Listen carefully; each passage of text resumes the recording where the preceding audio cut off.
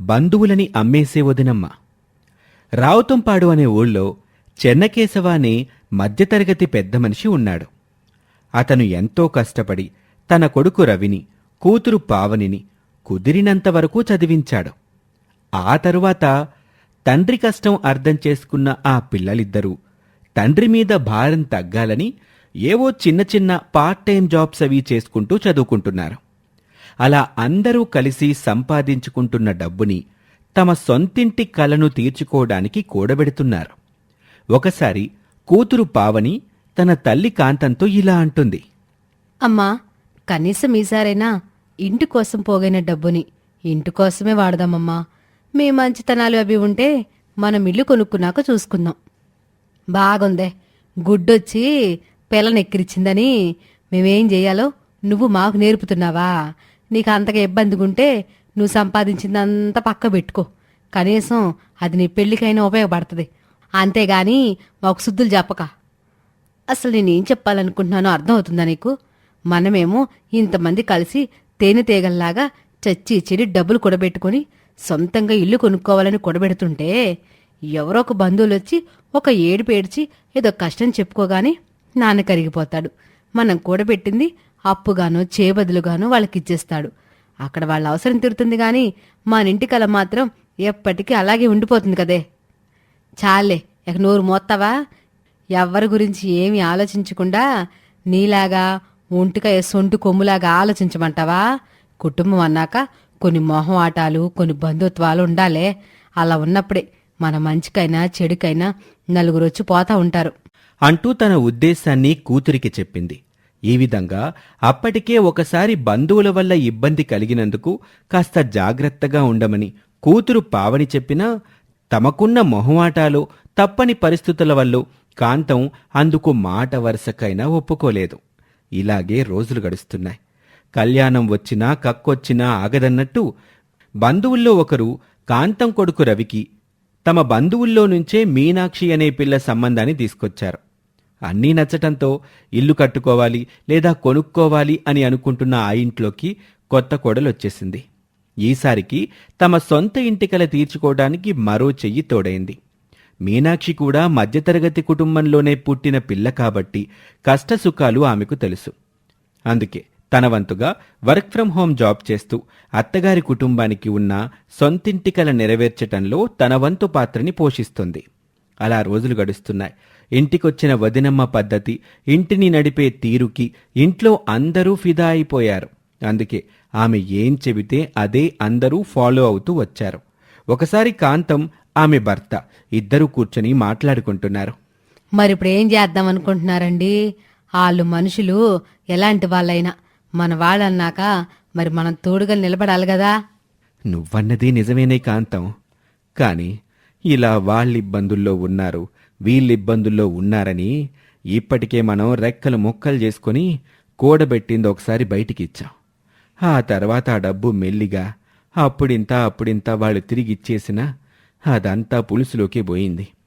మళ్ళీ ఇప్పుడు మనల్ని అర్థం చేసుకునే కోడలు, మనలో గలిసిపోయే కోడలు వచ్చింది కాబట్టి చాలా త్వరగా ఒక ఇంటిని కొనుక్కునేంత డబ్బు కూడబెట్టాం.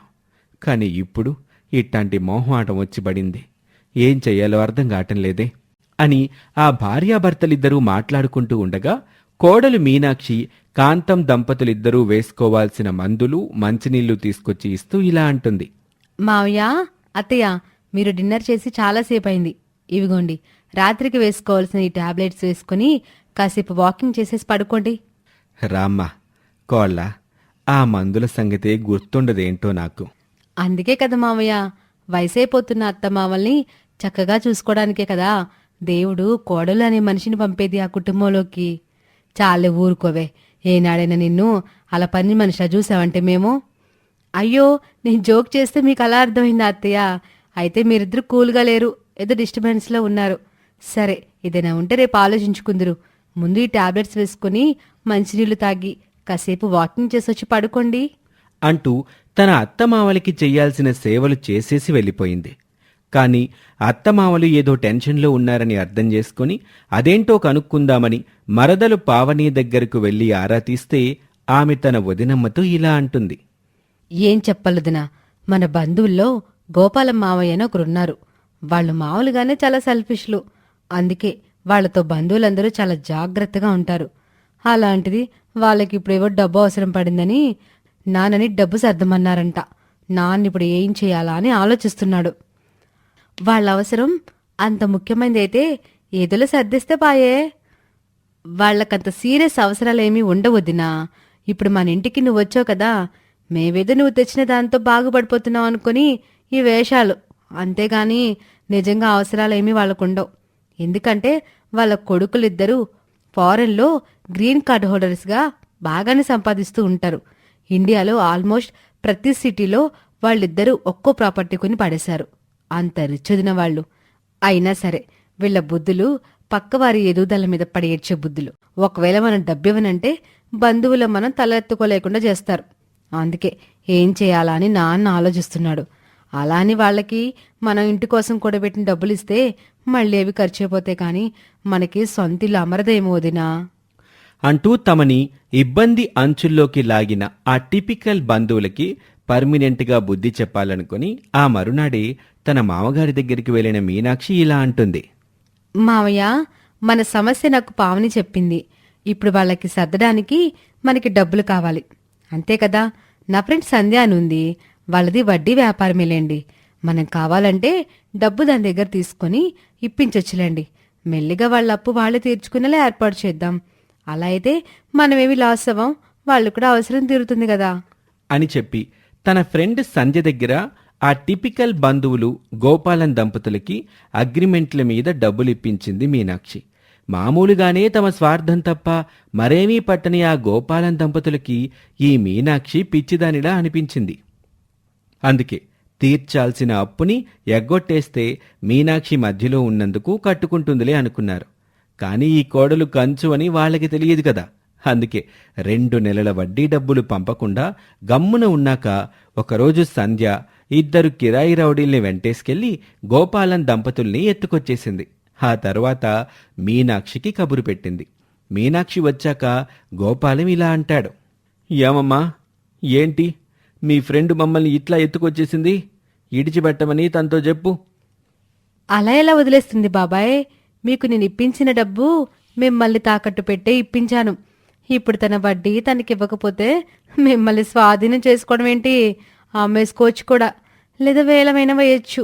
మీరే కదా చదవకుండా బాండ్ పేపర్ల మీద సంతకం పెట్టి డబ్బు తీసుకెళ్ళిపోయారు. ఏంటి, మనుషుల్ని తాకట్టు పెట్టుకుని అప్పిచ్చిందా? ఇప్పుడు అప్పు తీర్చకపోతే మమ్మల్ని అమ్ముకుంటుందా? అవును బాబాయ్, అవసరానికి డబ్బులు ఇచ్చేవాళ్ళు వాళ్ళ రూల్స్ వాళ్ళకుంటేలే బాబాయ్, తీరగా అప్పు ఎవరు ఇవ్వరు కదా అంటూ తమనే అమ్మకానికి పెట్టి డబ్బులిప్పించిన మీనాక్షి తెలివితేటలకి ఆ సెల్ఫిష్ బంధువులకి ఫీజులు ఎగిరిపోయాయి. ఇన్నాళ్ళు బంధువుల మొహమాటాలని అడ్డం పెట్టుకుని పరాన్న బుక్కుల్లా బ్రతికేసిన తమకి మొదటిసారి ఒక జోల్ట్ తగిలేసరికి వాళ్లకి బుద్ధొచ్చింది. అందుకే తమ కొడుకులని డబ్బులడిగి ఆ అప్పుని ఉన్నపాటుగా కట్టేసి వాళ్ళు వెళ్ళిపోయారు. అప్పుడు మరదలు తన వదినమ్మతో ఇలా అంటుంది. వదినా, నువ్వు వాళ్ళకిచ్చింది మామూలు స్ట్రోక్ కాదు. నీ దెబ్బతో మళ్ళీ బంధువులెవ్వరి దగ్గరికి డబ్బులు సర్దమని గాని అప్పు ఇప్పించమని గాని వెళ్లరు. మొత్తానికి బంధువులు పర్ సేల్ అని కొత్త కాన్సెప్ట్ కనిపెట్టావు వదినా. తప్పదు మరదలా, మనలాంటి మధ్యతరగతి వాళ్ళు ఎన్ని తిప్పులు పడేదైనా ఒక సొంత ఇంటి కోసమే కదా. అలాంటిది ఆ కళని తమ సరదాలకని స్వార్థాలకి డిస్టర్బ్ చేస్తారంటే ఊరుకుంటానా? అందుకే నా ఫ్రెండ్ సపోర్ట్తో వాళ్ళకి బుద్ధొచ్చేలా చేశాను. ఇక త్వరలో మనకి సొంతిల్లు అమరుతుందిలే, యూ డోంట్ వరీ అని అంటుంది. ఈ విధంగా రాబంధువుల్లాంటి బంధువులకి సేల్ బోర్డు తగిలించి మరీ దారికి తెచ్చింది ఆ తెలివైన వదినమ్మ. ఇది వాల్టి కథ. మరొక ఆసక్తికర కథలో మళ్ళీ కలుద్దాం. అంతవరకు సెలవు, నమస్తే. సన్యాసిపురం అనే ఊళ్ళో ఉండే జనం చాలా స్నేహంగా సఖ్యంగా ఉంటారు. ఎన్నో తరాలుగా ఆ ఊళ్ళో ఆ సంప్రదాయం వస్తూ ఉంది. కేవలం ఆ సంప్రదాయం వల్లనే వాళ్ళ ఊరి పేరు చుట్టుపక్కల ఊళ్ళలో మారుమోగేది. అంత మంచి సంప్రదాయం ఏమై ఉంటుందనుకుంటున్నారా? అక్కడ జనానికి నాది నేనే అనే స్వార్థం కన్నా నా వల్ల తోటివాడు కూడా బాగుపడాలి అనే విశాల హృదయం ఉండేది. ఒకసారి మధ్య వయసు రామారావు దగ్గరికి తన వయసే ఉన్న నారాయణ అనే వ్యక్తి వచ్చాడు. ఏంటి నారాయణ, ఇలా వచ్చావు? ఇంట్లో అందరూ కులాసానా అందరూ కులాసానే రామారావు. నీతో ఓ చిన్న విషయం మాట్లాడిపోదామని వచ్చాను. ఏంటి నారాయణ అది? నీకు తెలుసు కదా, ఈ ఊళ్ళో మా పెద్దలు మిగిల్చిన ఆస్తులన్నీ నిలుపుకోలేకపోయామని. అందుకే ఇప్పుడు పిల్లలు ఎదిగేసరికి నా రెక్కల కష్టం తప్ప ఏడాదికో 2-3 నెలలకో ఇంట్లో ఇంత ధాన్యమో దిగుబడో వచ్చి చేరే దారి లేకుండా పోయింది. అందుకే మొన్నే నువ్వు కొత్తగా ఆ కొండపొక్క పొలం కొన్నావంట కదా, అందులో నేను చింత చెట్టు పెంచుకుందామని. భలేవాడివి నారాయణ. ఈ ఊళ్ళో పుట్టి పెరిగినోడెవడైనా తోటి ఓడు ఏమన్నా సాయం అడిగితే చేయనంటాడా చెప్పు? పాపం మీ నాన్న బతికొండగా బయటూరాలని గుడ్డిగా నమ్మి ఆస్తులేవి నిలుపుకోలేకపోయాడు పాపం. సరేలే, మేం కొత్తగా కొన్న పొలంలో ఆ చింత చెట్టేదో పెంచుకో. కనీసం ఏడాదికోసారైనా ఆ చింతపండు దిగుబడి వస్తుంది. అసలే పెళ్లికి ఎదుగుతున్న ఆడపిల్లుంది. తనకి ఇంత బంగారం కొనడానికైనా పనికొస్తుందిలే ఆ డబ్బు నీకు అంటూ ఒప్పుకున్నాడు. ఈ విధంగా ఆ ఊళ్ళో చాలా వరకు ఒకరి పొలంలో మరొకరు మామిడి చెట్లు, ఒకరి చెట్టు పంటని మరొకరు వాడుకోవటం, ఇలా ఏ భేషజాలు భేదాభిప్రాయాలు లేకుండా వాళ్ళంతా సోదర భావనతో బతుకుతున్నారు. ఇలా రోజులు మారుతున్నాయి. రామారావు పెద్ద వయసువాడయ్యాడు. అతని కొడుకు రవికి పెళ్లి సంబంధాలు చూస్తున్నాడు. కూతురు పావని ఇంకా కాలేజీలో చదువుకుంటుంది. ఒకసారి రామారావు భార్య కాంతం వచ్చి భర్తతో ఇలా అంటుంది. ఏవండి, అడగడం మర్చిపోయాను. అబ్బాయి సిటీలో ఏదో బిజినెస్ పెట్టుకుందాం అనుకుంటున్నాడు కదా, దానికి పెట్టుబడికి డబ్బులు కావాలి. అందుకే ఆ తూర్పు వైపు పొలం అమ్మడానికి పెడదాం అనుకున్నాంగా. మరి ఆ వెంకన్నకి చెప్పి పెట్టేస్తాను. ఏవేవో మంచి బేరాలు తెస్తాడు. తన కమిషనే తను తీసుకుంటాడుగా. సరే కాంతం, అలాగే కాని. అదెలాగో నేను కొన్నదే గదా, వంశపారంపర్యంగా వచ్చే వాటినైతే తీయలేం. కనీసం అదైనా తీస్తే అబ్బాయికి ఉదాహరణ దొరుకుతుందిగా అని పెళ్లి చేద్దామనుకుంటున్న కొడుకు కోసం ఒక స్థిరమైన దారిని ఏర్పాటు చెయ్యాలని ఆ దంపతులు ఆలోచిస్తున్నారు. రోజులు గడుస్తున్నాయి. రామారావు కొడుకు రవి బిజినెస్ పెట్టాలనుకున్న సమయం దగ్గర పడుతుంది.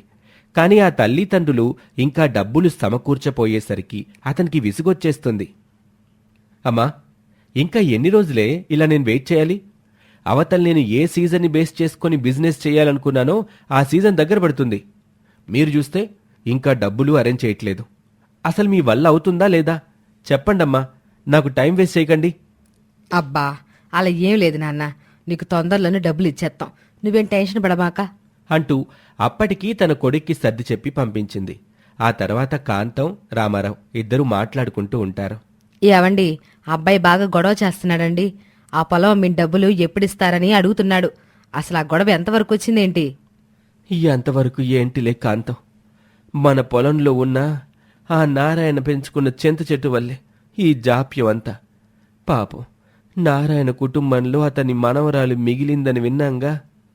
ఆ పిల్లే మన పొలంలో ఉన్న ఆ చింత చెట్టు దిగుబడి దించుకున్నాక పొలాన్ని అమ్ముకోండి, ఇప్పుడు నాకున్న ఆధారం అదొకటే అంటుంది. పాపం ఆ పిల్లకి అన్యాయం చేసి ఆ దేవుడు అందరినీ తీసుకుపోయాడు. ఆ పిల్లని చూస్తేనేమో జాలేస్తుంది. ఆ మాట నిజమేలేండి. అసలే ఒంటరి ఆడపిల్ల. తననేమంటాం చెప్పండి. పైగా బతికి చెడిన కుటుంబంలో పిల్ల కదా, కాస్త ఆత్మాభిమానం ఎక్కువగానే ఉంటాయి. పోనీ ఒకసారి నేను వెళ్ళి ఆ పిల్లకి నచ్చ చెప్పిరానా అని అడగటంతో రామారావు కూడా ఒక ప్రయత్నం చేయమని చెప్పాడు. అలా తమ పొలంలో తన చింత చెట్టు యజమానురాలైన నారాయణ మనవరాలు మీనాక్షి దగ్గరకు వెళ్లిన కాంతం తమ పరిస్థితి ఏంటో చెప్పుకుంది. ఆ మాటలు విన్నాక ఆ పేదపిల్ల మీనాక్షి ఇలా అంటుంది. చూడండమ్మా, మీరు మీ సమస్య ఏంటో చెప్పుకున్నారు. కానీ నా పరిస్థితి కూడా అర్థం చేసుకోండమ్మా. తల దాచుకోవడానికి కూడా నీడలేక మా తాత మిగిల్చిపోయిన ఈ చింత చెట్టు కిందే బ్రతుకుతున్నాను. నిజమే, ఈ భూమి మీదే.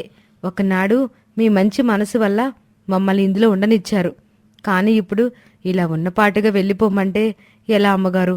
పైగా ఈసారి నా చింత చెట్టు దిగుబడి చాలా బాగుంది. ఈసారి వచ్చే డబ్బుతో నేనేదైనా దారి వెతుక్కుంటానండి బ్రతకడానికి.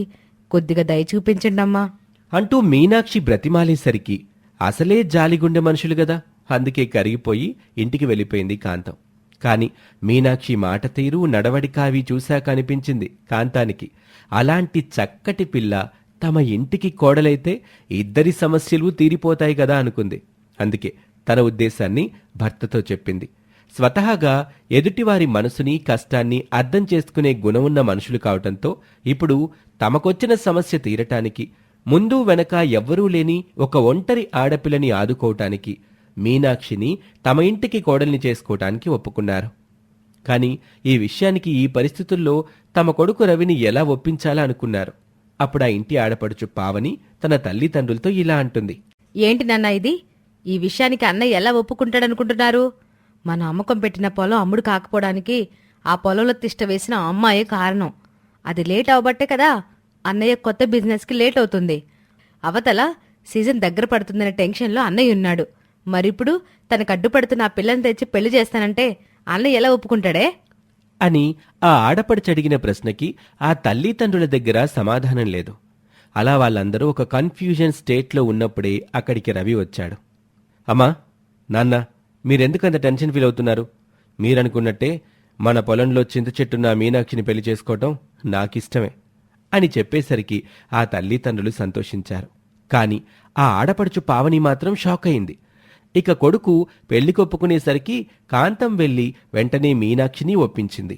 ఎవ్వరూ లేని తను మంచి మనసున్న రామారావు కుటుంబంలోకి కోడలిగా వెళ్లటానికి ఒప్పుకుంది మీనాక్షి. అలా పేద కోడలు మీనాక్షి రవి భార్యగా ఆ ఇంట్లో అడుగుపెట్టింది. కాని మీనాక్షి మరదలు పావని మాత్రం ఇంకా తన అన్న ఈ పెళ్లికి అంత గమ్మున ఎందుకు ఒప్పుకున్నాడో తెలియక ఆ అయోమయంలోనే ఉంది. అందుకే తన అనుమానం తీర్చుకోవటానికి తన అన్నయ్య దగ్గరకు వెళ్ళింది. అన్నయ్య, నీకు పెళ్లి జరిగిందన్న ఆనందాన్ని కానీ మానింటికి వదినొచ్చిందన్న సంతోషాన్ని గాని నేను ఎంజాయ్ చేయలేకపోతున్నానురా. నువ్వు పెట్టాలనుకున్న బిజినెస్ ప్లాన్ని డిలే చేసిందని తెలుసు కూడా ఎందుకు నీకు తన మీద కోపం లేదు? ఎందుకు తన్నే పెళ్లి చేసుకోవడానికి వెంటనే ఒప్పేసుకున్నావు? ఓసిన పిచ్చి చెల్లి, మా పెళ్ళయి అప్పుడే నెల దాటిందే, ఇంకా నువ్వక్కడే ఉన్నావా? సరే విను, అసలు నేను చెయ్యాలనుకున్న బిజినెస్ ఏంటనుకున్నావు? అన్నయ్య, దయచేసి నన్ను అడగడం మానేసి అసలు నువ్వు ఏం చెప్పాలనుకుంటే అది చెప్పరా.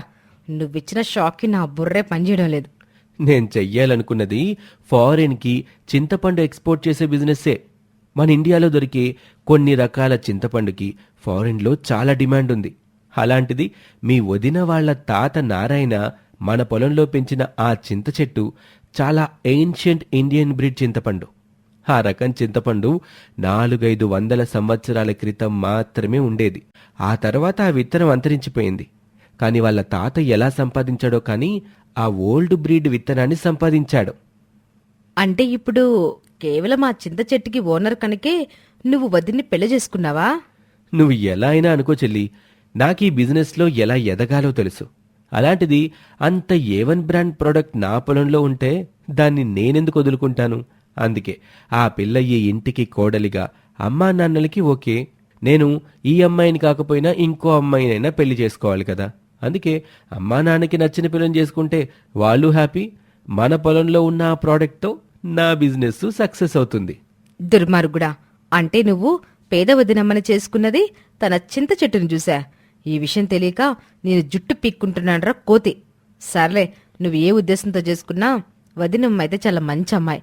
ఇప్పటి వరకు తన వెనక ఉన్న నీ అవసరాన్ని ప్రేమించావు, కానీ ఇక నుండైనా మా వదినమ్మని ప్రేమించు. లేదంటే నా సంగతి తెలుసు కదా, మా వదినమ్మకైతే అర్ధమగుణ్ణి నేను. అదే తన విషయంలో ఏదైనా తేడా చేస్తావనుకో నీకు పూర్తి ఎముడిని అవుతా. ఇంతలోనే అక్కడికి మీనాక్షి వస్తుంది. అయ్యో మరదలా, అంత పని చేయకో.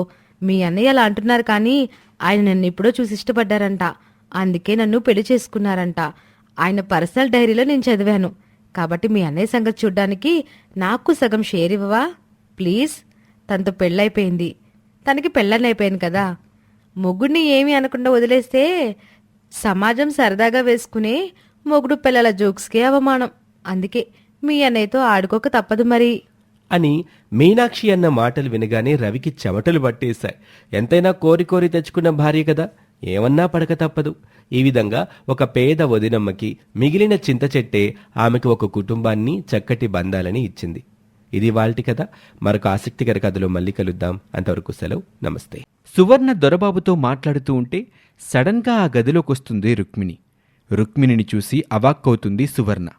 అందుకే కంగారు పడుతూ ఇలా అంటుంది. ఏంటక్క ఇలా వచ్చో, ఏదైనా మాట్లాడాలా అంటూ సువర్ణ తడబడుతూ కంగారుగా అడిగింది. అప్పుడు రుక్మిణి ఇలా బదిలిస్తుంది. అదేం లేదులే చెల్లి, ఇందాక మామయ్య గారితో మీ వ్యాపారం సరిగా సాగడం లేదని చెప్పావు కదా. ఒకవేళ ఏదైనా ఫైనాన్స్ కోసం చూస్తున్నారో లోన్ కోసం చూస్తున్నారా అని. అలా అయితే నాకు ఒక ఫ్రెండ్ ఉంది, తను వడ్డీలకి అలా డబ్బులు ఇస్తూ ఉంటుందిలే. దాంతో మాట్లాడి మీకు సపోర్ట్ చేద్దామని వచ్చాను అంతే. అలా ఏమైనా కావాలా? అనేసరికి సువర్ణ ఇలా బదిలిస్తుంది. అబ్బే, అలా ఇంకా ఏం అనుకోలేదక్కా. ఒకవేళ అలా ఏదైనా అవసరం పడితే నిన్నే అడుగుతా. ఇప్పుడే కదా ఉన్న అవకాశం గురించి చెప్పావు. అని సువర్ణ అంటుంది. అలా ఆ తోటికోడలిద్దరూ కాసేపు మాట్లాడుకున్నాక రుక్మిణి మళ్ళీ తన గదిలోకి వెళ్ళిపోతుంది.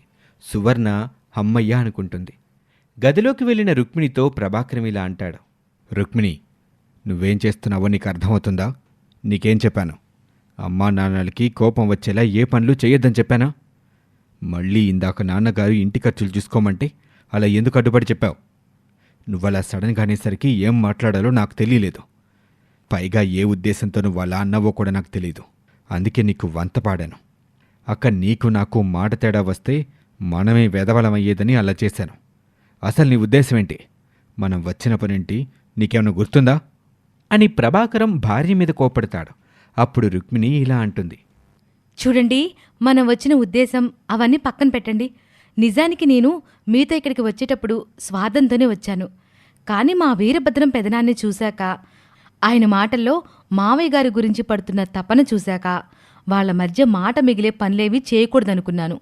అందుకే అదే రోజు నేను అత్తయ్యకి మొత్తం విషయం అంతా చెప్పేశాను.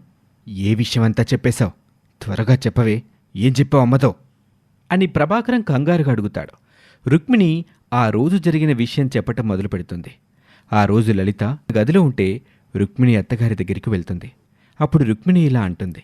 అత్తయ్య, నన్ను క్షమించండి అని అనటంతో లలితమ్మకి తమకి తెలియకుండా పెళ్లి చేసుకుని ఇన్నేళ్లు కాపురం చేసినందుకు పెద్ద కోడలు బాధతో క్షమాపణ చెబుతుందనుకుని ఇలా అంటుంది. సర్లేమ్మా, అయిందేదో అయిపోయిందిగా. అయినా పెళ్ళిళ్ళు స్వర్గంలో నిర్ణయించబడతాయంట. అలా ఎవరికి రాసి పెట్టుంటే వాళ్ళకే జరుగుతుంది. పైగా కళ్యాణం వచ్చినా కక్కొచ్చినా ఆగదంటారుగా. అలాగే మీ పెళ్ళి కూడా అయిపోయిందిలే. ఇంక ఇప్పుడదే తలుచుకొని ఏం ఉపయోగం చెప్పు? కాదత్తయ్య, నేను మీకు చెప్పకుండా పెళ్లి చేసుకున్నందుకు కాదు క్షమాపణ చెప్పింది. నేను మీ అబ్బాయి ఇక్కడికి ఇన్నేళ్ల తర్వాత వచ్చిన పని గురించి. ఏంటమ్మా నువ్వనేది? వివరంగా చెప్పు. అవునత్తయ్య, మీ విన్నాళ్ల తర్వాత ఇక్కడికి వచ్చింది మీకోసం కాదు. కోర్టులో ఉన్న ఆ పొలమేదో మావయ్య గారికి అనుకూలంగా తీర్పు రాబోతుందంట కదా. ఆ ఆస్తిని పంపకం చేస్తారేమో అని వచ్చాం. అప్పటి వరకు ఉండాలనే వచ్చాం. కానీ ఇవాళ మా వీరభద్రం పెదనాన్న వచ్చాక, ఆయన మావయ్య గారి కోసం పడుతున్న ఆరాటం చూశాక, వారి మధ్య ఉన్న బంధం ఏంటో తెలిసాక మేము తప్పు చేస్తున్నాం అనిపించింది. ఎందుకంటే మా పెదనాన్నంటే మాకంత గౌరవం. అలాంటిది ఆయన అంతగా అభిమానించి మావయ్య గారిని మోసం చేయడానికి నా మనసు ఒప్పుకోవడం లేదు. అందుకే మీకు చెబుతున్నాను అని నిజాయితీగా తన తప్పుని అత్తగారి దగ్గర ఒప్పుకుంటుంది. లలిత మొదట్లో కాస్త కంగారు పడినా తరువాత కుదురుకుని ఇలా అంటుంది. పోనీలమ్మా, ఏ దేవుడు మా వైపు ఉన్నాడేమో, అందుకే నీకు మారాలనిపించింది. ఇలాగే ఆ రెండో కోడల్ని కూడా ఏ దేవుడైనా మారిస్తే బాగుండు. ఈ ఇంటి పరువు దక్కుతుంది. ప్రతి విషయం దేవుడే చేయడత్తయ్య. కొన్ని మనమే చేసుకోవాలి. కొన్ని పనులు మంత్రంతో సాధించాలి, కొన్ని తంత్రంతో, కొన్ని కుతంత్రంతోటే సాధించాలత్తయ్య. అందుకే మనిషికి ఆ దేవుడు బుద్ధిని బుర్రని ఇచ్చాడు. కాబట్టి మనింటి కోడల్ని మనమే మార్చుకుందాం అత్తయ్య అని రుక్మిణి అనటంతో లలితమ్మకి పెద్ద కోడల్లో తనని తాను చూసుకున్నట్టుగా అనిపించింది. కాస్త ఊరట చెంది ఇలా అంటుంది. నిజమేనమ్మా, నేను నీలాగే ఏ విషయంలో అయినా చాలా గట్టిగా నిలబడేదాన్ని. కానీ ఎందుకో ఈ విషయంలో మనసులో ఏదో గుబులు మొదలైంది. కానీ ఇప్పుడు నీ మాటలు విన్నాక నాలో విచక్షణ జ్ఞానం మేల్కొంటుందమ్మా. ఒక పని చేద్దాం. వజ్రాన్ని వజ్రంతోటే కోయాలి, ముళ్ళుని ముళ్ళుతోటే తీయాలి. అలాగే ఆ గయ్యాలి పిల్లని గయ్యాలితనంతోనే లొంగదీయాలి. ఆ పని నేను చేస్తే అత్తగారు ఆరల్లబెడుతుంది అంటారు. అదే నువ్వు కూడా తనతో కలిసి చేస్తే ఎవ్వరికీ అనుమానం రాదమ్మా. కాబట్టి నేను చెప్పినట్టు నువ్వు కూడా చెయ్యి. కానీ ప్రస్తుతానికి ఆ పిల్ల ఏ విషయాల్లో ఎలా స్పందిస్తే నువ్వు అలాగే స్పందించు. మేమంటే గిట్టనట్టే ఉండు నువ్వు కూడా. ఈ విషయం మీ మామయ్య కాస్త భారమే కాని తప్పదమ్మా అని లలిత చెప్తుంది. అప్పుడు రుక్మిణి ఇలా అంటుంది. అత్తయ్య అలా అన్నారండి, ఈ విషయంలో మీకేమైనా నమ్మకం లేకపోతే మీరే వెళ్ళి అత్తయ్యని అడగండి. మేమిద్దరం ఆ సువర్ణ కొమ్ములు విరవాలని ఇలా ప్లాన్ చేశాం. అని చెప్పటంతో ప్రభాకరానికి ఏదో పెద్ద భారం దిగినట్టుగా అనిపిస్తుంది. కాని ఆస్తి కోసం తన తప్పుడు ఆలోచనకి సిగ్గుతో తలవంచుకుంటాడు. మరోవైపు సువర్ణ గదిలో ధనుంజయ్ ఆమెతో ఇలా అంటాడు. సువర్ణ, నిన్నొక మాట అడగనా? అనేసరికి సువర్ణ గుండె డగ్డగ్మని కొట్టుకుంటుంది. భర్త ఏ విషయం అడుగుతాడో అని కంగారు పడుతూ ఉంటుంది. అడగండి. మొన్నే నేను కొట్టాను. మా ఇంటి విషయాల్లో నువ్వు తల దూర్చకు, మీ మామయ్యల తెలివితేటలు ఇక్కడ వాడకు అని. కాని మళ్ళీ నువ్వు నీ కుక్క బుద్ధి చూపిస్తున్నావు. ఇందాక నాన్నగారి దగ్గర నన్ను వెధవం చేశావు. అప్పుడు నీ మాటని వ్యతిరేకిస్తే ఇంకెంత రెచ్చిపోతావో అని నాన్నగారి ఆరోగ్యాన్ని దృష్టిలో పెట్టుకుని నువ్వు చెప్పిన దానికి గంగిరెద్దులో తలాడించాను. తిరిగి గదిలోకొచ్చాక ఇంతసేపైనా నిన్ను ఆ విషయంగా కొట్టలేదు. కనీసం ఒక్క మాట కూడా అనలేదు. అది నువ్వు గమనించావా? అనేసరికి సువర్ణ గుటకలు మింగుతూ ఇలా అంటుంది. అవునండి. ఎందుకంటావు? తెలీదండి. ఎందుకంటే నీకు మీ అమ్మ మామయ్యల మాటలు ఎంత తేనెలాగా తీయగా అనిపిస్తాయో, మీ నాన్నకి అన్నదమ్ముల మధ్య గొడవలంటే అంత మంట కలిగిస్తాయని నాకు తెలుసు కాబట్టి. అందుకే మీ నాన్నతో మీ పెద్ద మామయ్య మా 2 కుటుంబాల్ని కలుపుతానని చెప్పి ఆస్తి కోసం అడ్డదారిలో నీకు నాకు పెళ్లి చేయించడానికి మీ నాన్న దగ్గర నాటకమాడాడన్న సంగతి నాకు తెలుసు కాబట్టి, ఒకవేళ మీరు చేస్తున్న వెధవ పని మీ నాన్నకి తెలిస్తే మీ అమ్మగారి కాపురం చెడిపోతుంది. మీ నాన్న ఆమెని పుట్టింటికి పంపేస్తారు కాబట్టి. మీ నాన్నంటే మీ మామయ్యలకి భయం కాబట్టి. అందుకే కదా ఈ విషయాన్ని మేనేజ్ చేశారు. కానీ నేను మీ కథలన్నీ మీ నాన్నతో చెప్పేశాను. ఆయన రేపు మన ఇంటికొస్తున్నారు. ఆయన వచ్చాకే మీ మామయ్యల సంగతి, నిన్ను మా మీదకి ఎగదోసే మీ అమ్మ సంగతి తేల్చాలని నేను ఆయనకి కబురు చేశాను కాబట్టి. ధనుంజయ్ ఈ విషయం చెప్పటంతో సువర్ణ గుండెల్లో పిడుగులు పడతాయి. బంధాల విషయంలో తన తండ్రికి ఎంత గౌరవం ఉందో ఆ విషయాల్లో తేడా వస్తే ఆయన ఎలా రియాక్ట్ అవుతారో సువర్ణకి అనుభవం ఉంది. ఇప్పుడు ఆ ఇంటి పరువు తీయటానికి వచ్చిన తప్పుకి తన తండ్రి ఎలా రియాక్ట్ అవుతాడో అనే భయం ఆమెలో మొదలైంది. ఇంతలో ఆమె ఫోన్ రింగ్ అవుతుంది. ఫోన్ చేస్తుంది దొరబాబు. ఇప్పుడు భర్త ఎదురుగా మాట్లాడితే అతను చెప్పేది భర్తకి తెలిసిపోతుంది. అలా అని ఎత్తకుండా కట్ చేస్తే మళ్ళీ మళ్ళీ చేస్తూనే ఉంటాడు దొరబాబు. ఇదే కాకుండా రేపటికల్లా తన తండ్రి వస్తే పరిస్థితులు ఎలా మారిపోతాయి అనే భయంతో సువర్ణకి చెమటలు పట్టేస్తూ ఉంటాయి. లలిత కోరుకున్న మార్పుని సువర్ణలో ఎలా తీసుకురాబోతున్నారు? తల్లి ఆలోచన తెలియని ధనుంజయ్ నేరుగా రంగంలోకి దిగి తన మామగారినే దింపేయటంతో ఇప్పుడు దొరబాబు కన్నబాబుల పరిస్థితి ఏమవ్వబోతుంది? ఇంటి అల్లుడికి గడగడలాడే వాళ్ళ పరిస్థితేంటి? అసలు ఇప్పటి వరకు ఇక్కడ సువర్ణ చేసిన రచ్చంతా తెలియని ఆమె తండ్రికి ధనుంజయ్ ఏం చెప్పి పిలిపిస్తున్నాడు? ఇలాంటి ఆసక్తికరమైన ఘట్టాలకి ముగింపు కావాలంటే మరొక ఎపిసోడ్లో చూద్దాం. ఈ స్టోరీ మీకు నచ్చితే మా ఛానల్ని ఇప్పుడే సబ్స్క్రైబ్ చేసుకోండి. Thank you for watching.